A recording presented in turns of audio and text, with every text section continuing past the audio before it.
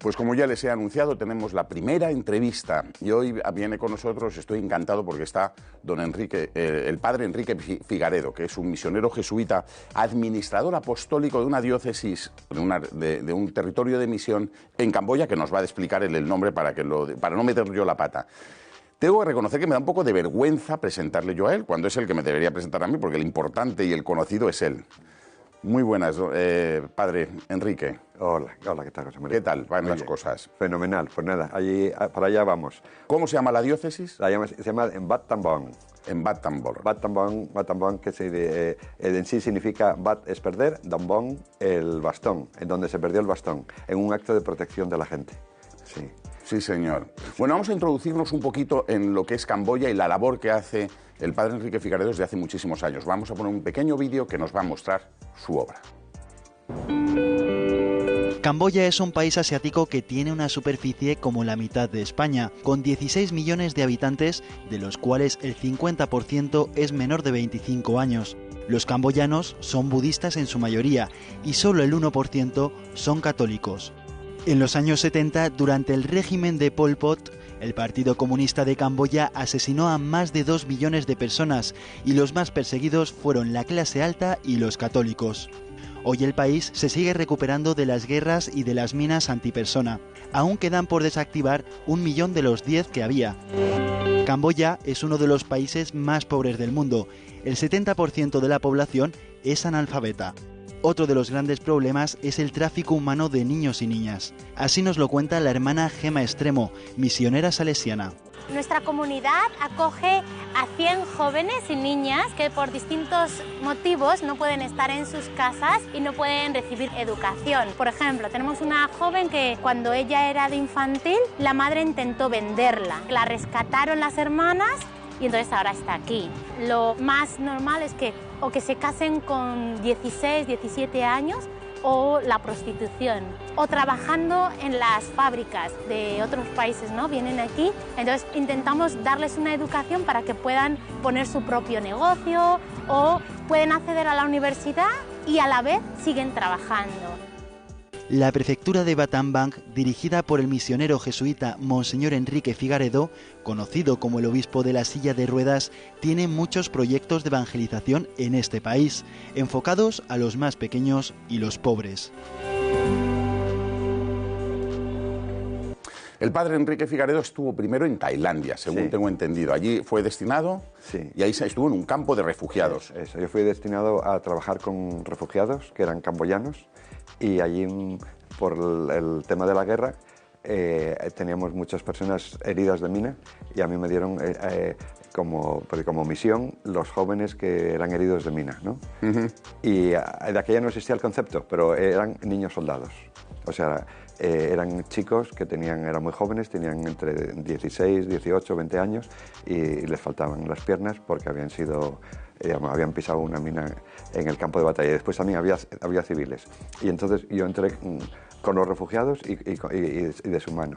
Y que ya eran combonianos, entonces ya por lo tanto ya se introdujo en esa cultura y en ese... Eso. El tema fue que ya entramos con esta población desplazada en la frontera, que eran camboyanos, y cuando empezó a haber visos de que iba a haber una repatriación y de que iba a haber futuro en el país, y yo con otros jesuitas me fui al interior del país, y cuando hubo la repatriación ya estábamos dentro del país para recibir a aquella gente que conocíamos de los campos de refugiados. Y que volvía otra vez a su país. Eso.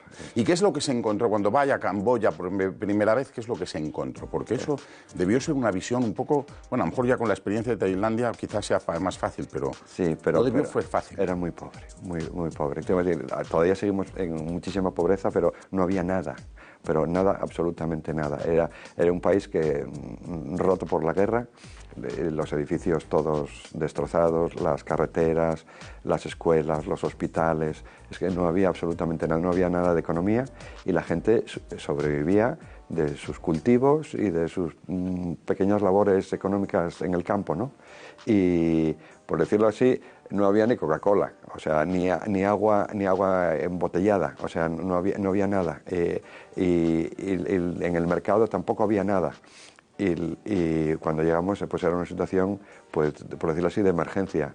Lo que llamamos eso de seguridad alimentaria, o sea, que pudieras tener arroz en tu casa y no estar sintiendo tensión, pues no había nada tampoco. O sea, la gente vivía al día y también un poco como, por decirlo así, como depredadores. O sea, yendo a la naturaleza a recoger lo que hubiera. Sí. Sí. ¿Y cómo es recibido un misionero católico, un misionero cristiano? Porque claro, Camboya sale de una guerra, ya nos han explicado que los cristianos son una minoría muy minoritaria. Sí. Cuando le ven a usted que va allí como misionero católico, ¿cómo le ven? ¿Cómo le reciben? ¿Qué es lo que esperan de usted o de los...? Sí. Pues los camboyanos en sí son estupendos y están en la cultura... O sea, en su cultura y por la religión budista son personas como muy tolerantes y abiertas. También nosotros vamos con sencillez, ¿no? Vamos a compartir con nuestro testimonio de vida, con nuestras ayudas, y entonces la acogida la acogida es máxima, pero a todos los niveles, entre la gente sencilla y las autoridades y también, pues, por decirlo así, la iglesia budista. Y yo siempre me sentí muy acogido, y de hecho, de los campos al país fui porque estaba semi-enamorado y ya enamorado del todo ya cuando llegas a Camboya. Y entonces te hacen sentirte huésped de honor. Y te quieren y te lo hacen sentir. Y bueno, y acaba siendo su padre. Los camboyanos, aunque no sean católicos, me llaman padre. Y los monjes budistas. Y entonces te hacen sentirte que eres parte de su sociedad, parte de sus esperanzas, parte de sus problemas, y cuando compartes la fe, ven que la compartes de corazón, del interior, ¿no? Y la acogida, no podemos pedir más. Bueno, yo me imagino, yo no he estado en Camboya nunca, a lo mejor a partir de ahora ya empiezo a ir esto, pero me imagino que Camboya, como todos los asiáticos, es un país trascendente, es decir, que la gente tiende a Dios de modo natural, ¿no? La gente es muy religiosa. La gente es religiosa. Su realidad está traspasada por el espíritu. Y entonces la dimensión espiritual está ahí. Y también hablas de meditación y lo entienden. Tú hablas de que la realidad está más allá de lo material y lo están viviendo. Entonces, cuando presentamos al Señor y presentamos nuestra fe cristiana, como que hay una inteligencia ya ahí que quiere saber. Y lo que tenemos que hacer es ayudar a que esa vida religiosa que tienen, esa vida espiritual que tienen, que conozcan al Señor, a Jesucristo, y se enamoren de Él. Pero hay unas componentes que ya están puestas allí, ya están, o sea, es como muy suave, ¿no? Y después... tengo que decir que el Evangelio es fabuloso. O sea, las parábolas, la persona de Jesús entra con una suavidad y una sencillez que es maravilloso. Sí, qué bueno. Bueno, hemos visto en el vídeo que a usted le llaman el obispo de la silla de ruedas. Sí. ¿Por qué le llaman así? Porque, claro, como yo desde los campos de refugiados he estado en el servicio a los discapacitados, allí creamos una silla de ruedas que se llama silla de ruedas Mekong, en los talleres que yo estaba encargado y que seguimos teniendo y sigo. Y entonces la silla de ruedas me ha llevado a todos los rincones de Camboya. Sí. Yo he ido con la silla de ruedas a todos los sitios, como un sacramento, porque esa silla de ruedas ha transformado la vida de mucha gente. Bueno, y ha transformado mi vida también. Entonces esta vida... mía con la silla de ruedas ha hecho que vayan juntas, ¿no? Sí. Y entonces hay una asociación de que soy el de las sillas de ruedas. Bueno, pero la silla de ruedas que usted hace tiene alguna peculiaridad, ¿es algo distinta a las demás? Sí, está diseñada en Camboya y entonces es de madera, tiene 3 ruedas y se adapta totalmente al medio, ¿no? O sea, y después la hemos ido evolucionando según las necesidades del país. Entonces, esta silla de ruedas, si se estropea, si se rompe, si las partes, los componentes los tenemos en el país. Y la tecnología es muy sencilla, ¿no? Entonces, se ha adaptado totalmente a la vida de la gente. Y claro, es diferente. Y entonces mi vida pues ha sido asociada a esta silla de ruedas que me ha llevado a todos los rincones del país. Y la cosa que tiene es que lo hacen todo ellos. ¿Ustedes, quiere decir, esos mismos que van a usarlas, son los que las hacen? Bueno, lo que tenemos es que el taller de silla de ruedas están ya personas con discapacidad, ¿no? Sí. Y algunos de ellos en silla de ruedas. Pero cuando la entregamos, les ayudamos a que entiendan un poco cómo es la silla de ruedas. Muchas veces la montamos es como un mecano, se Sí, monta. sí, sí, sí. Y entonces ellos ven las partes, entienden muy bien. Y después, como es una cosa muy sencilla, las ruedas son como de bici, pues pueden ir a un sitio donde arreglan bicis o motos y se arreglan la silla de ruedas. Fácilmente. Y después también con la silla de ruedas damos pues algunos componentes que sabemos que son más débiles, ¿no? Como los rodamientos o unas partes de madera que se pueden romper con más facilidad, pues se lo entregamos. Entonces, aunque estén en una zona remota, en un pueblo lejos, tenemos la seguridad de que ellos pueden arreglárselo o Por sí mismos. Sí, por sí mismos. ¿Cuántos años lleva usted en Camboya? Ahora, juntando los de los campos, 34 años. 30. ¿Usted hace su vida sin pensar en Camboya? No, ¿Se haría la porque- vida ya sin pensar en Camboya? No, yo soy parte de aquella sociedad. O sea, ¿Y cuánta gente, así, a grosso modo, porque es imposible, puede pasar como voluntario por su casa y por sus trabajos?